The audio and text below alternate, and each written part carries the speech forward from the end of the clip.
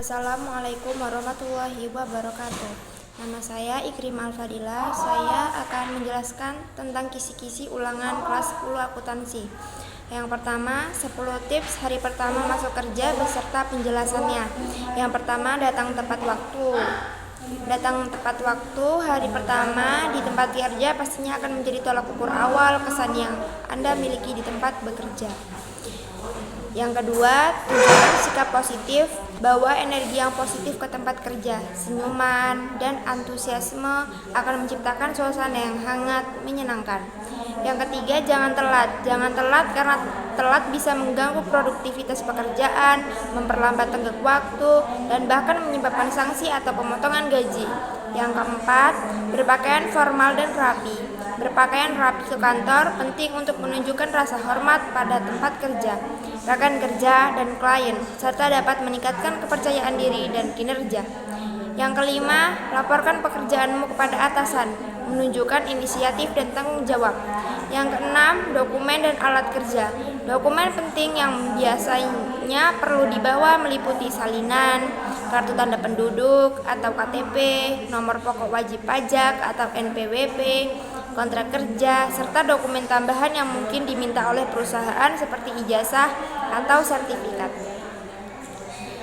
Yang ketujuh, pengetahuan tentang perusahaan. Mulailah dengan mempelajari visi, misi, dan nilai-nilai perusahaan. Yang kedelapan, bersikap ramah dan sopan. Mulailah dengan senyuman dan sapa rekan kerja atau staf lainnya yang Anda temui. Yang kesembilan, catat hal-hal penting untuk memastikan Anda tidak melewatkan detail penting. Selalu siapkan buku catatan atau aplikasi catatan di ponsel atau laptop Anda.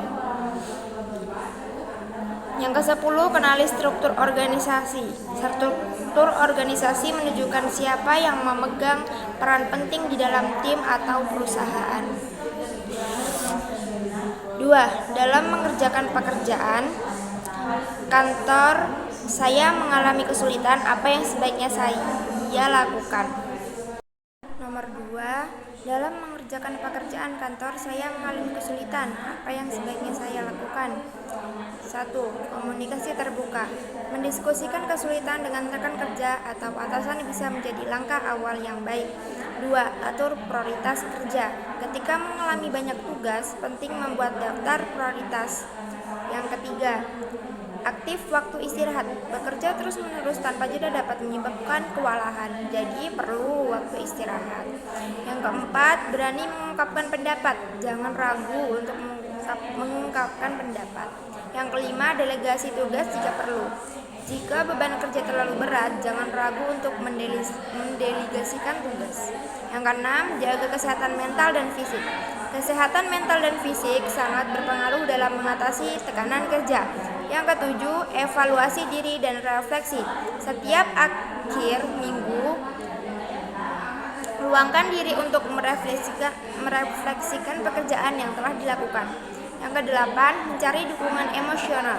Jangan ragu untuk membagikan pengalaman sulit kepada orang terdekat. Yang kesembilan, kendalikan emosi saat banyak pekerjaan yang sulit. Sebaiknya saya tidak emosi, kerjakan dengan perlahan dan sabar. Yang ke-10, keinginan untuk komplain terhadap masalah tertentu. Sebaiknya karyawan kamu berhak untuk mengajukan komplain atas masalah yang terjadi di kantor. Nomor 3, yang dimaksud dengan K3LH adalah K3LH mencakup program-program yang dirancang untuk memastikan kesehatan keselamatan karyawan serta menjaga kelestarian lingkungan hidup di suatu instansi atau perusahaan. Ini meliputi tindakan mencegah terhadap kecelakaan kerja, penyakit terkait pekerjaan, dan dampak negatif terhadap lingkungan. Tujuan K3LH: 1. Melindungi kesehatan dan keselamatan kerja. 2.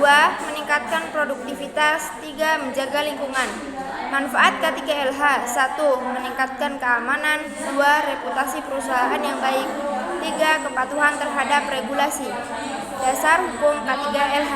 Dasar hukum K3LH di Indonesia antara lain Undang-Undang Nomor 1 Tahun 1970 tentang Keselamatan Kerja, Peraturan Pemerintah Nomor 50 Tahun 2012 tentang Sistem Manajemen K3. Penerapan K3LH. 1. Pelatihan edukasi. 2. Pengolahan risiko. 3. Pemantauan dan evaluasi. 4. Cara menolong orang pingsan jika di tempat kerja saya ada rekan yang pingsan. 1. Pindahkan ke lokasi yang aman. 2. Cek kesadaran dan pernafasan. 3. Baringkan pasien. 4. Longgarkan pakaian. 5. Coba bangunkan. 6. Berikan minuman manis. 7. Kontrol kondisi pasien. Nomor 5. Jika di lingkungan kerja saya terjadi kebakaran, yang saya lakukan yaitu 1. Identifikasi kebakaran. 2. Aktivitas alarm kebakaran. 3. Evakuasi dengan tertib. 4. Gunakan alat pemadam api ringan atau APAR. 5. Hubungi petugas pemadam kebakaran. 6. Tutup pintu saat meninggalkan ruangan. 7. Dokumentasi dan evaluasi pasca kebakaran. 8. Pelatihan dan simulasi rutin. 6. Cara menggunakan APAR pada saat terjadi kebakaran, yaitu yang pertama, gunakan APAR hanya untuk kebakaran kecil. 2. Pakai APAR sesuai jenis kebakaran yang terjadi. 3. Gunakan APAR pada jarak yang tepat. 7. Jenis-jenis jurnal khusus yaitu yang pertama, jurnal pembeli. Yang kedua, jurnal penjualan. Yang ketiga, jurnal penerimaan kas. Yang keempat, jurnal pengeluaran kas. 8. Jenis laporan keuangan yaitu yang pertama, laporan laba rugi. Yang kedua, laporan neraca. Yang ketiga, laporan perubahan modal. Yang keempat, laporan arus kas. Yang kelima, catatan laporan keuangan. 9. Yang dimaksud dokumen sumber dan dokumen pembantu adalah yang pertama, dokumen sumber. Dokumen sumber adalah dokumen utama yang digunakan sebagai dasar pencatatan dalam sistem akuntansi. Yang kedua, dokumen pendukung. Dokumen pendukung adalah dokumen yang berfungsi untuk melengkapi dan memperkuat keabsahan dokumen sumber. Yang ke-10, yang dimaksud mempelajari spreadsheet. Spreadsheet adalah alat penting dalam digital yang digunakan untuk mengorganisasi, menghitung, dan menganalisis data. Mempelajari spreadsheet. 1. Pengolahan data yang efisien. 2. Perhitungan otomatis. 3. Analisis data. 4. Visualisasi data. 5. Kerja kolaborasi. Yang ke-6, keterampilan profesional yang dilakukan. Yang ke-7, fleksibilitas dan aksesibilitas. Yang ke-8, pengolahan keuangan. Berikut adalah 10 kisi-kisi untuk ulangan kelas 10 akuntansi. Terima kasih. Maaf jika saya ada salah kata atau kurang enak saat membaca. Wassalamualaikum warahmatullahi wabarakatuh.